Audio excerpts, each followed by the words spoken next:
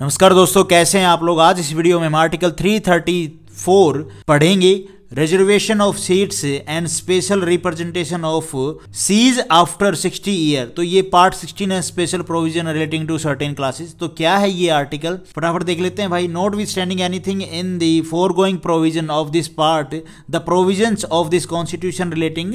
इस आर्टिकल में क्या है, कॉन्स्टिट्यूशन ने फर्स्ट 10 ईयर जब कॉन्स्टिट्यूशन बना तो जो मेकर्स थे उन्होंने क्या किया भाई, जो लोअर कास्ट है, SC हो गया, ST हो गया, अदर बैकवर्ड क्लासेस हो गया, तो इनके फाइनेंशियली ये वीक होते थे, एजुकेशनली वीक होते थे, ठीक है, इनके पास खाने को इतनी बेतंगी रहती थी। और जो बाकी कास्ट होगी जो उच्च लेवल की थी वो क्या है भाई, प्रोस्पर्स थी, उनके पास अच्छा रिसोर्सेज थे। तो इनको क्या है, लेवल में लाने के लिए क्या प्लान बनाया गया, कॉन्स्टिट्यूशन में डाला गया कि 10 ईयर के लिए भाई इनको रिजर्वेशन दिया जाएगा। ठीक है, सिंपल सी बात तो ये थी। लेकिन इन्होंने ये भी लिखा, उन्होंने ये कहा कि भाई 10 साल में जो भी बैकवर्ड कास्ट हैं, SC है, ST है, OBC है, ठीक है, BC है, इन सबको इक्वल पे बना दें। और इक्वल लेवल पे होने के बाद जो रिजर्वेशन इनको प्रोवाइड किया जा रहा है इसको ख़त्म होना चाहिए, इसको ख़त्म कर दें। तो इसका मतलब ये है कि 1950 में जब कॉन्स्टिट्यूशन लागू हुआ भाई, इसका मतलब ये है कि 1950 में जब कॉन्स्टिट्यूशन लागू हो गया, बना, तो उसके 10 साल बाद तक ये सब खत्म होना चाहिए था भाई, उनको इक्वल आ जाना चाहिए था। लेकिन नहीं आए, वो इक्वल नहीं हुए। ठीक है, तो हर 10 साल में उसको क्या किया, एक्सटेंड करते रहे। किसको, जो ये बात बोली गई है कि भाई उनको इक्वल लेवल पे लाने के लिए जो भी रिजर्वेशन प्रोवाइड कर रखे हैं, उन रिजर्वेशन को हर आने वाले 10 साल में क्या किया, एक्सटेंड करते रहे। मतलब आर्टिकल 334 को ये अमेंड करते रहे। ठीक है, तभी तो वो 10 साल आगे एक्सटेंड होंगे ना। जो लेटेस्ट अमेंडमेंट हुआ है वो कौन सा हुआ है, 95th अमेंडमेंट एक्ट 2009। ये आप ध्यान रखना। अगर मैं थोड़ा अपडेट नहीं हूँ तो मेरे ख्याल में तो यही हुआ है। उसके बाद अगर कोई हुआ तो मैंने पढ़ा नहीं है, अगर आपने पढ़ा है तो आप थोड़ा देख लेना। ठीक है, उसके बाद इसमें क्या बताया गया है, देखो भाई, ए में the reservation of seats for the scheduled caste and the scheduled tribes in the house of the people and in the legislative assemblies of the states and।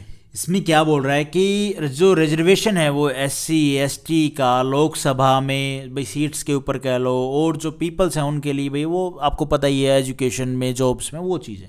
लेकिन लोकसभा में और असेंबली में और में क्या है, देखो, एंड बी में क्या बोला गया, the representation of the Anglo Indian community in the house of the people and in the legislative assembly of the states by nomination. ये हमने पढ़ी बात, मैं फिर भी बताऊंगा आपको। Shall cease to have effect on the expiration of a period of 60 year from the commencement of this constitution। Anglo Indian को नॉमिनेट कर रहे हैं ये लोकसभा में और असेंबली में, ये सोचकर उनका डेवलपमेंट बाकी लोगों के बराबरी नहीं है, तो बराबरी 2020 तक हो जाएगा, ये सोच के उम्मीद करके क्या है, इनको रिजर्वेशन प्रोवाइड किया जा रहा है। जब से कॉन्स्टिट्यूशन बनी थी, 70 साल कब हो जाएंगे, जब से कॉन्स्टिट्यूशन बनी थी 2020 तक, 26/1/2020 को क्या हो जाएंगे, 70 साल हो जाएंगे। ठीक है, फिर उसके बाद 10 साल और बढ़ा देंगे। तो जब भी ये रिजर्वेशन 10-10 साल के लिए बढ़ रहा होता है तो आर्टिकल 334 का अमेंडमेंट हो रहा होता है। ये बात आप ध्यान रखना, ये बात बोलेगी हमारे बी क्लोज में। ठीक है, उसके बाद है जी, condition provided that nothing in this article shall affect any representation in the house of the people और in the legislative assembly of a state until the dissolution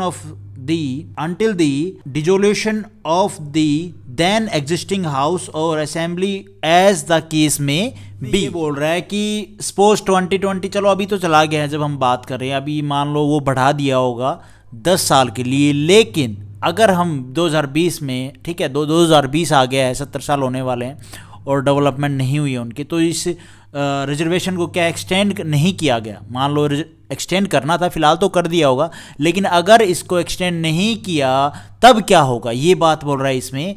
तो इसमें क्या बताया कि ऑलरेडी जो MLA हैं SC ST सीट में, MP हैं जो MLA हैं, ठीक है, SC और ST सीट पे, ठीक है, MP हैं और नॉमिनेटेड मेंबर्स हैं, तब उनका क्या होगा, जो नॉमिनेटेड मेंबर हैं तब उनका क्या होगा, जो MLA हैं, MP हैं SC ST सीट पे और जो नॉमिनेटेड मेंबर हैं उनका क्या होगा, तो वो लोग अपना टेन्योर ख़त्म करेंगे। बट ऐसा होने वाली बात नहीं है कि भाई कोई भी ये जो रिजर्वेशन है ये एक्सटेंड ना किया जाए।